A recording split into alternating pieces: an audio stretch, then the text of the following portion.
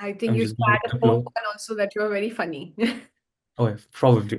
But I can't say that. So Yeah, fourth one leave for it on there. my side, funny. I think Yeah. you would be a very good comedian. I wouldn't lie on that. Genuinely speaking, also, not because of Okay. stuff. Are you paid by Preetham to say it? I mean, I paid Preetham to say it though. It's okay. No, I just joke. See, this is where I get it wrong. Put me on a spot and I get it wrong. Just leave me the way I am. I'm just me.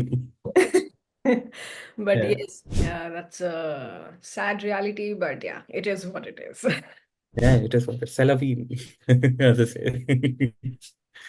Cool, it's nice. Yes, yeah. It's हाँ है अभी हाँ हर रोज देखता हूँ मैं क्या है yeah you would kind of like yeah I get it we only see it in MasterChef Australia and we always like ये तो cook भी नहीं हुआ but yeah that's the whole meal. Hello, everybody. Welcome back to another episode of Curry Meets Croissant, and this is episode number 5. So, if you are new here, this is the episode where we dive into the real, unfiltered experiences of international students, the good, the bad, and everything in between. And today we are talking about something that almost every international student can relate to, which is finances. From tuition fees to daily expenses, part-time jobs, and unexpected cost, like managing money while studying abroad is a journey of its own. So, for many, studying in a different country is a dream, but the dream comes with a price, literally. And to help break it all down, I have a special guest with me today. He's currently pursuing an MSc in Finance at ME Lyon, specializing in corporate finances and innovation. So, who better to talk about money than him, right? He's probably one of the funniest people I have known so far. So, while we are tackling a serious topic, expect some laughs here and there. So, let's welcome the guest and let's start with the episode. Hi Anirudh, welcome to Curry Meets Crosser. How are you doing today? I'm doing good, Amrita. How are you doing today? Thanks for having me at the outset. Thank you. Thank you for making time for this. No, always. So It's how a good I'm sorry, it's a good podcast to listen to sometimes, when you're going on a metro or just listening to other students, other people. It's great. thank you so much for that. I think you are the only person who promoted my podcast so much. Oh yeah. Always, it's a good podcast. Why not? Thank you so much. But how is life treating you as an MSc finance student? Oh, it's good so far. I'm just done with my indoor studies internship, which is mandatory as part of my program. Mhm. And I'm currently working on my thesis and defend it on me. So that's the whole plan now, to work on my thesis as soon as I can. That's great to know. So before we dive into, so let's just Yeah, have some, casual get to know each other questions. So absolutely. So let's just set the vibe. So if you have to Yeah. describe yourself in 3 words, how would you do it? Oh, I would say passionate, ambitious is the second one. I think third one would be just easy get going. I think I'm you just going said with a the fourth flow. one also that you are very funny. Oh, yeah, probably. But I can't say that. So Yeah, fourth one leave for it on there. my side, funny. Oh, thank you so much. I try. And yeah, so you're currently pursuing MSc in finance at ME Lyon. So what made Right. you choose the path? Was it like always in your plan to do finance? I've always wanted to work on the finance side. It started from my 11th and 12th where I took commerce. I didn't take the sciences. So I knew I was going to get into some kind of business management or financial roles. But I've also done my Bachelor of Commerce, general, but in both in finance and accounting. That kind of pushed me towards finance. And I've worked 3 years in India before moving to France. Mhm. It was mostly with venture capital, entrepreneurship, innovations, and basically working in incubators, accelerators, open innovation programs. So that's something that I was really interested to work on, because you're working with the next big thing, as such, right? You're working with the next big startup, you're working with the next big innovations, and being at the core of it kind of made the whole thing interesting. So that's something that I wanted to pursue further. But one of the reasons why I've chosen MSc in finance from a general management course is when I used to work, I haven't worked on the fund side of venture capital. I was mostly in terms of working with startups, helping them raise funds, or finding startups or deal sourcing for VC funds. But I wanted to understand the science behind investments and science behind investing beyond startups, beyond venture capital. Wanted to learn about private equity, public markets, debt markets. So I thought, you know what, let me just take a specialization on it so that I can get on the other side of the table. So yes, so that's how France happened, MLIO happened, and yeah, the 1 year course, 1 year classes are also done. So it's good so far. So, if you weren't studying finance, what would be Mhm. the thing you'd be doing right now? Oh, I think I'm much more interested towards public policy. That was always there because I used to work for a government of Telangana incubator before. It was not a government organization, but it was backed by the government of Telangana. So there we had a lot of discussions over policy, about laws in general. So that's something I was kind of interested in. I never thought I would be interested in something like public policy, but working in these kind of organizations gave me an opportunity to explore the other fields. So if not finance, then something towards economics, macroeconomics, not micro at all, but towards more of a macroeconomic, something related to economics or public policy. That's something I'm still interested in it. Honestly, if I could go back, probably that. But for now, it's good. I think Yeah. you would be a very good comedian. I wouldn't lie on that. Genuinely speaking, also, not because of Okay. that. Are you paid by Preetham to say it? I mean, I paid Preetham to say it though. It's okay. No, this is a joke. See, this is where I get it wrong. Put me on a spot and I get it wrong. Just leave me the way I am. I'm just me. But Yeah. yes. So let's start with the segments and let's get a little bit serious and real about the Oh, topic, which is oh yeah. Yeah. stats. So, what was the biggest financial shock for you when you moved to France? I think one would be budgeting my month. Because we all try to budget, okay, this is how much I can't cross. But sometimes, some emergencies happen because when you're new to in a new country, the administrative work is really hard. And especially in a country like France where everything is slow, you are mostly dependent on timelines at the mood of the prefecture or at the mood of the visa office. So you're always in that constant struggle of, oh, I have to get this done, I have to get this done. So you kind of go a bit beyond your budget. That was not something that I was ready for. I mean, I knew I had my buffer cost of more than a certain cost over my budget, but that was the first few months were way off. I was not able to handle, and this was my first time living alone and living abroad, apart from my family. Back in India, at least, there was some kind of budgeting that happened.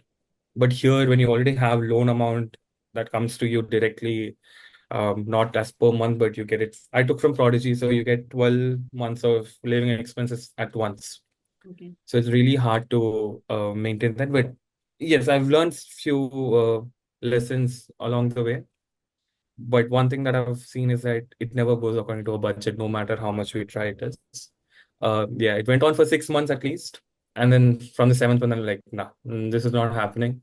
I have to cut down on a lot of things, which I did, which I'm very happy about.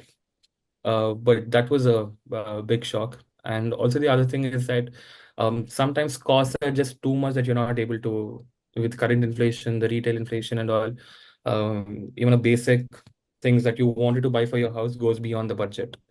And we've kind of seen that because I remember when I first came to Lyon, we bought some groceries. It was around 70, 80 euros for a household of four because Wow. we all buy together for a month, and that kind of kept increasing every 4 5 months. The last thing that we bought from Carrefour, from hypermarket on a very wholesale prices, the same goods kind of costed us around 85 90. It's a 10 euro bump in a very less time. And so yeah, so that's something, the prices keep changing. um, and sometimes you just want to do some things, you want to cook something else, or you want to eat something else. So you would go beyond your regular grocery list, and that's okay. You can go beyond your budget. But sometimes it just goes overboard. And keeping a control on that is something that comes with a lot of compromises and lots of choices. So balancing study and finances are always tough. So have Right. you taken up any part-time jobs, or most interestingly, did you have any challenges along the way? Uh, right. So my college is M Lyon. So in our college, not a lot of us do part-times because we've got classes mostly 5 days a week, and it's very random, and the attendance is taken very seriously at EM Lyon. So nobody has time to do part-times because most of the assignments that we get is usually on over the weekends. So we're always in that. So 1 year of classes was just classes and assignments, just period over period, and each subject would go on for 3 hours a day. Wow. And if you have a full-time day, it starts at 8:30 a.m. in the morning, and the first class ends at 12:45, and then it starts at 2 and goes on till 5:30. And then if you're also learning French, sometimes of the week the classes starts at 6 p.m. in the evening and goes on till 8 p.m. So you're in that constant struggle of, oh, I have to get it done. I have to go to this class. I have to make do this assignment. Sometimes you're working on a group project, and you can't just be the one saying that, you know what, I can't work on this, guys. I have to go do something else, because you want to be a part of the group. You would want to contribute a lot more. So part-time is something that I haven't done personally. But I know a lot of them who haven't done either. But whatever part-times that I've seen people do is mostly during the weekends. Is it either working on a restaurant or as a bartender? But that's very rare. That's like out of a class of 150, you would say around three or four might have done it. That were not on a regular basis, just as, this is a side hustle where you just, if you're a weekend free, you just go. Hmm. That's something. And part-times in France, you would require French more than anything. At least in full-time roles, you're like, you know what, English I can manage, but in part-time roles, you would need, like, I'm talking about the odd jobs, right? Working in a supermarket or working in a fast food chain, you would require French. But if you already know French, then something that you can do. But yeah, part-times are tough. Yeah, that's a sad reality, but yeah, it is what it is. Yeah, it is what it's. C'est la vie, as they say. So, Yeah, coming to your corporate life experiences, so yeah, you're specialized in corporate finance. Have your right. has your academic knowledge helped you personally manage your finances better?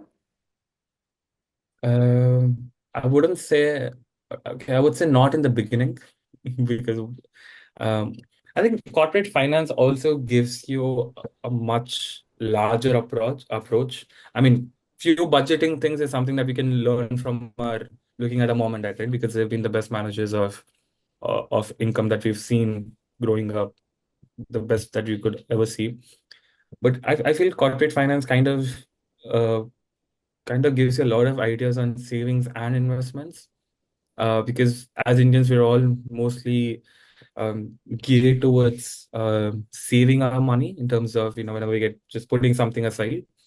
But studying corporate finance will kind of make you explore other opportunities and other avenues for investments, and you might take much more informed decision while investing. It could be in terms of a mutual fund, or an ETF, or whatever, which I haven't started because, again, international student, not a lot of money to invest. But yeah, I think I'd be much more informed if I'm investing once I get my full-time role, or once I start having, I wouldn't say having enough income, but whenever I'm ready to save up and invest, I think it would give me much more information on anything. I think that's what corporate finance kind of teaches you. And when it comes to having a effect on your personal life, you would want to incorporate few things that you learn in your finance course into your real life situations. But I'm not sure if it translates really well. I'm not sure if I mean, I don't follow it. I mean, I've learned it, but it's very hard to follow with the kind of money and the kind of limitations that you already have. Right? In terms of it, and can be in terms of loan repayments, it can be in terms of EMI. So it's very hard uh, to say, you know what, I'm gonna study these, I'm gonna implement this in my life.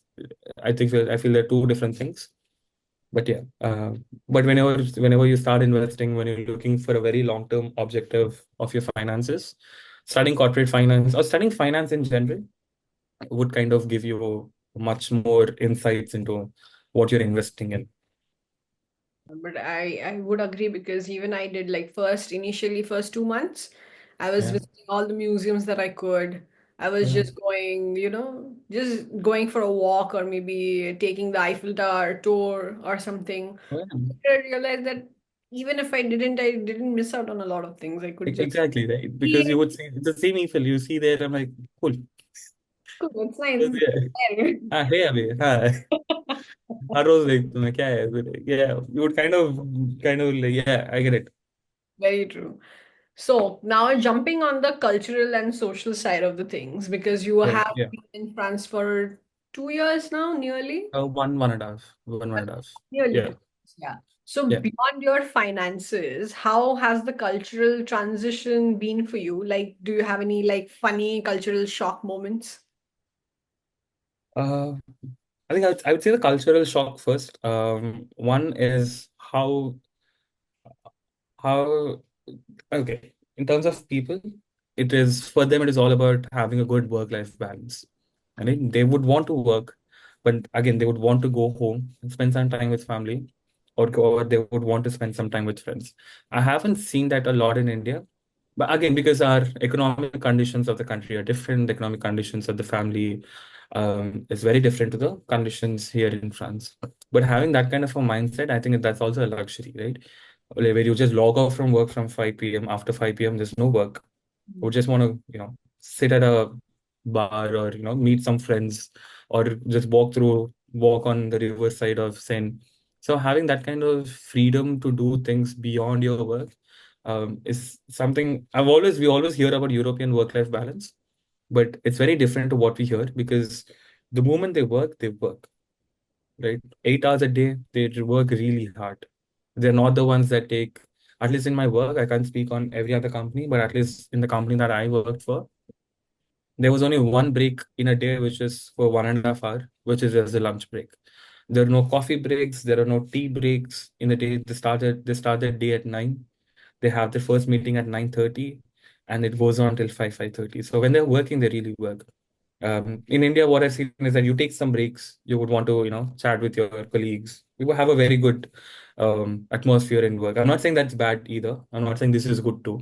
But the amount of productivity that they have in a day, I think that's something that which is really great because I worked 3 years in India, so I still have that kind of attitude where I just, let me just take a tea break, or let me just take a coffee break, work for 1.5 hour, and then do it. But here they work for 3-4 hours straight without even getting up from the chair. So you would also want to work like them. So the productivity kind of boosts up the roof. And the moment you're done, you're done. There's no office mail that they check. There is no office call that comes.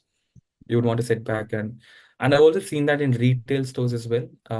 I wanted to take a SIM card. I'm not even kidding. I wanted to take a SIM card, move to France. The shops were opening at 6. So I went around 5:30 just to not even to buy, just to inquire. And they said, "Oh, I'm sorry, we're in the closing time now." So they're doing the closing formalities to close the shop. If Wow. this was in India, even if you go at 6, the guy would still open the shutter and be like, "Aja bhai, kya hona hai aapko?" Right? True. So again, it's just a uh, good balance that they have. It also kind of pushes us to be um, much more prepared in terms of our work outside home. And even it'll also let you follow the timelines as well. But that was not, I mean, letting go of a sale just because you're in the closing time. I mean, when did we see that in India? Or when do we even see that in India, right? But again, the economic conditions are very different. We can't blame both of them. But yeah, that's something. And funny cultural shock would be, okay, I think it would be cheap to say this, but you know what, let me just, I think when you go out with friends, it is something, when you go out with friends, at least in my friend circle, one guy would pay and everybody used to pay to him. Right? When you go to, and here you have to pay individual. I'm not saying that's wrong. Oh, yeah, back in India, we used to do that. Back in India, it's different, right? Just pay the share later on, and the Yeah, name we just paid. comes. Exactly. And like, oh, we just paid for our own uh, meal. It's good. I wouldn't say cultural shock, but it's a bit different when I kind of first time when I went out with my college friends. That's what I've kind of observed. Like everybody pays their own, no matter how much ever you eat, and and they don't share food. Sometimes, yeah, That's because you very don't, yeah, because you see the menu and you're like, okay, this sounds interesting, but when it actually comes, in like, maybe not. The other person might have great food, but in India, you kind of share food. You're like, you know what, let me just take a bite. take it. And then yeah, it's okay. And but yeah, I think even when I went out with a couple of my friends from my university, and yeah, I mean the restaurant they split the bill, and I was like, this doesn't happen in India. Yeah, Like, yeah. Even I would sometimes I would say, you know what, I'll pay, you guys pay me later or something. I mean, yeah, it's a shock. The other thing is that the amount of raw meat that they eat. I don't know why is it everything food for me for some reason. The amount of raw meat that they eat is great. It's we only see it in MasterChef also, and we always like, "ये तो cook भी नहीं हुआ." But yeah, that's the whole meal. true. You just get a salami packet or the ham cured meat and get a bottle of wine and they call it an evening. So Perfect. any French cuisine that you like till now? Oh yeah, a lot of them. The croissant, pain au chocolat. I mean, I've had it in India, but it's very different to what we have it here. It's much more lighter. It's much more airy. I would say it's something that you would just grab on. One thing that I really like is jumbo fromage, which is just bread, ham and cheese. It sounds boring, Not tried but that. yeah. Oh, there's no spice or anything. It's just jam. It's just ham, cheese, and a baguette. It's the best. It's great. Uh, and also foie gras. You wouldn't want to know how it's made. It's made from fatty duck liver. Wow. Uh, yeah, and the duck is fed alcohol, or I don't know what. I don't know what makes fatty liver. So it's made with that. I don't know if you want to put this in though. It's okay. This part of foie gras. Yeah. Wait about it. Let's just go with pao chocolate or croissant. But deserts are here to die for. Let me just say that. Yeah. Yeah, I think I'm a big fan of tiramisu, and Oh yes. I've loved it over here. And there is one dish that I had. I think it was a big meal. It was like big chicken, which Mm-hmm. French they call poulet.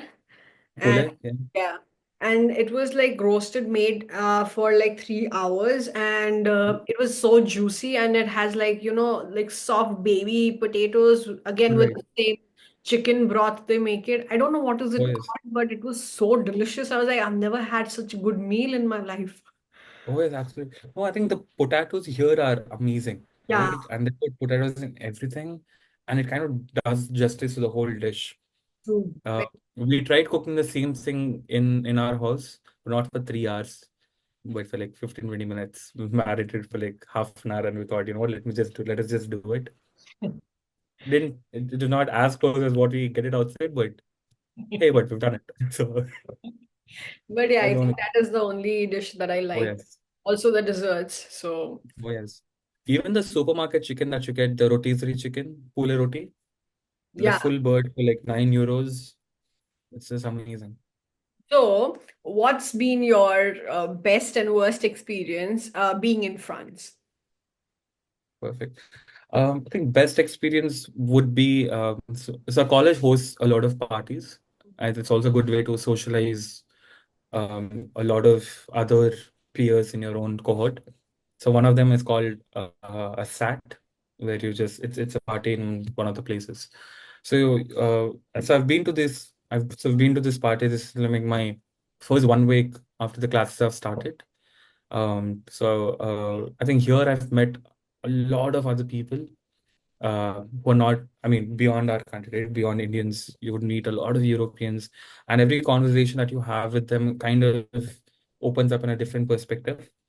So that's something that I really like, and I really cherish that moment as well because everybody's in a fun mode. There's no college rule that you have to meet them, you have to talk to them or something. It's just a very simple thing as part of our integration into the system. So that kind of, I mean, if I want to go back to the same party, I would really want to. So just meeting a lot more people because that is where I kind of made a lot of connections. So I was still part of my friends, whom I hang out once in a month or, talk to them often. So getting those kind of moments to meet another set of people would be, I think that would be your best take. And the worst thing would be, I wouldn't say the worst thing, but language problem is always, yeah, language issue is always there. So Or moving yeah. on to something that ask my, what do you say, guests to do it, which is, give advice to the students that are listening to, or to generally to people that they think that, life abroad would be nice for students. Yeah, but I think one thing I would also say is that you'll figure it out. It's gonna happen. You'll figure out the way to do it. It's gonna give you a lot of pressure in the beginning whenever you face that problem initially, but slowly you'll kind of figure it out. But I kind of felt that you'll only figure it out when you're open to do new things, when you're open to explore as much as you want, or as you're as open as it can get. So because internship searches, we all want to get an internship in June, July, but most of them get it in September, unless and until, because a lot of time luck also plays a very different game here. I remember applying to 300, 400 applications in internships to get one internship. And that's a very time taking, very tiring uh, process. It kind of discourages to quit the process as well. um, I would so always be prepared for the worst. It's gonna get better because you are the one who will be figuring out what to do. So now nobody's gonna come help you out, um, give you a bailout, saying that what, you've gone through so much. Let me just give this to you. Nobody's gonna do that. You would so that needs a lot of mental strength, Mm. and a lot of mental mind space to think about alternatives and solutions. So be prepared for the worst. And one financial thing, because I can relate about financial struggles, is that um, if you're, I don't know how to put it in a right way.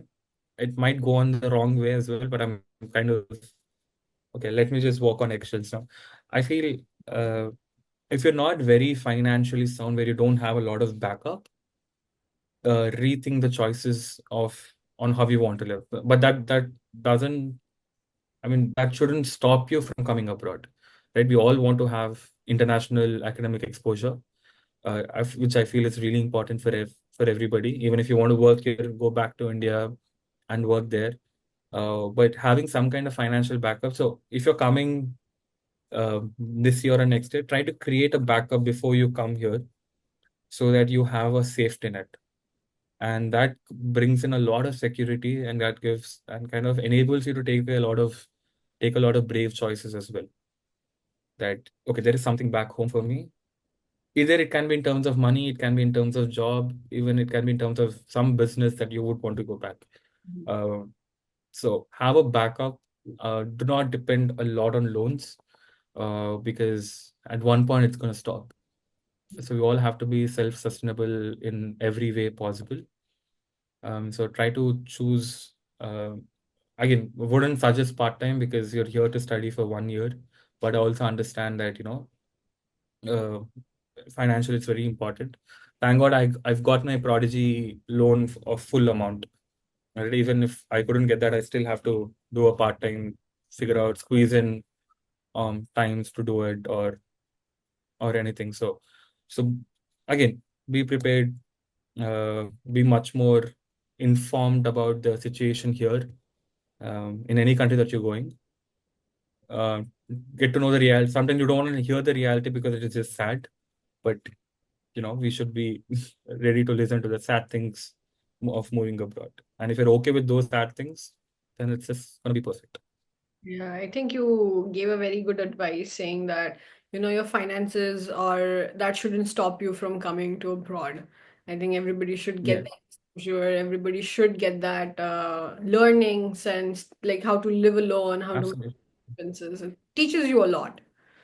It teaches you a lot, absolutely. But having said that, you need to have some kind of backup plan. That's all. Exactly. Backup That's plan all. is In always case if things go south.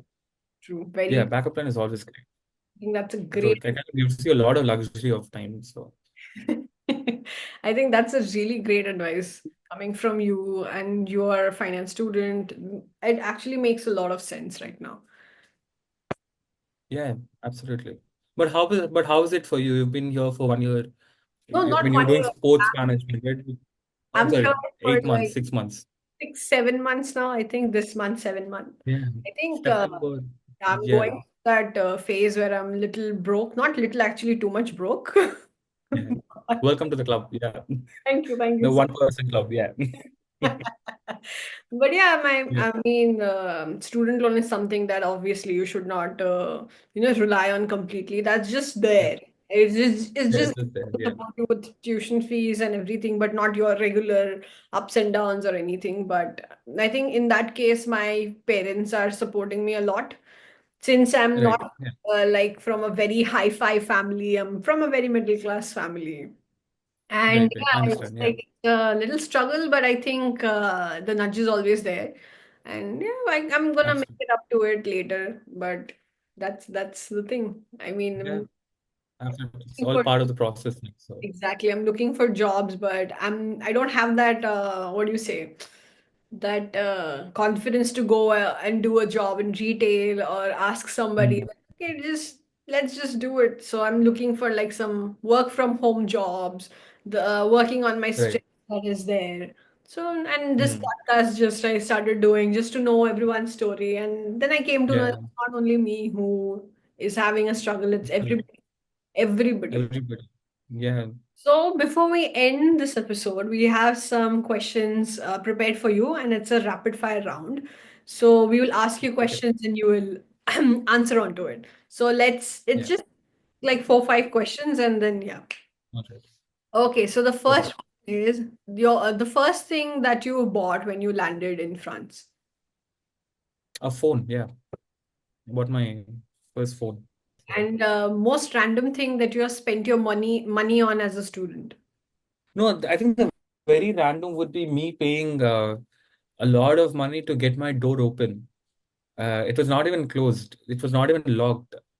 The handle just got stuck, and I thought my door handle got locked. That is very random But thing. and a lot of kebabs, I would say.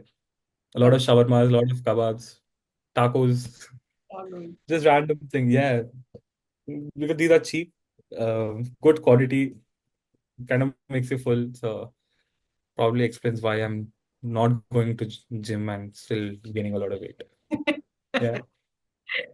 But okay, one finance myth that people believe is true, but it isn't. Uh, I mean, I would want to believe a lot of them. So the other thing, I, I think it's just about. I mean, once you get an internship, thing is gonna get easier. Yeah. It won't. At least for me, it didn't. I know a lot of people, for them, even it didn't. Even if you get a lot of money, even if you get like 1,500 to 1,600 euros per month, which is basic salary, it starts from 1,100, goes on to 1,500. Um, because you're in Paris, most of the internships come in Paris. Once they kind of say, no, once you have a regular income, things gonna get easier. It does not, because more income will kind of lead to more expenses as well. That's what I thought. Once I get an internship, everything's gonna go away. Like, no, no, no, it's still there. Yeah, And it's still. thank you for sharing that because I will apply for internships next year, so I'll keep that in mind. Oh yeah. Oh yes, yes. But but the entire process is just tiring. The whole internship thing. Because you see the role, you read the job description. I'm like, what, this is the role I want to do. This is why I've come here. And you talk to the HR, like, do you speak French? No. That's all. The conversation ends there. There's nothing. How are you? No. Do you speak French? No. That's all done. Yeah. God. So learn French before you come here. So Yeah, but yeah, thank you yeah, so thank you much for for coming here. making time for this podcast, and I was really No. excited for you to come, and then we'll talk about all these things. But yeah, how did you feel about it? Oh, this was just perfect. I don't know if I gave real insights into the financial struggles. I'm not sure. You did. Uh, but I feel, because I thought I'll just explain my experiences if somebody can relate to it. It's great. But first of all, thank you, Amruta. Thank you so much for doing this, because a lot of them will come abroad now. So it is very useful for them to have first-hand information from students who are already here. So I think you're gonna do great, and you're already doing well with the kind of five episodes so far. So yeah, it's good because we all do a lot of research while Yeah. coming abroad, and if there are podcasts like this with students currently here, I think that adds a lot of value. So I think you're doing God's work, so it's good. Thank you so much. It really means a lot. I think, apart from my friends, you are the only one that promotes it so much. Like a word of Yeah, mouth promotion. And I really like because doing. you're apart from I only have few friends who are doing podcasts. You're one among them, so I'm like, oh no, what? My friends are celebrities, bro. They're on YouTube and all. So yeah, so it's like it's a bragging right for me. Thank you so much, man. And Yeah, yeah, so people who are watching, you know the drill that you have to like, share, and subscribe. And again, thank you so much for your time and your patience. And thank you so much, Anirudh, for being here, being a part of this. no, thank you, Amrita. Thank you for having me. It's good conversation. It's a good day to start for us. So it's great. Thank you. So, Thank okay, you. bye.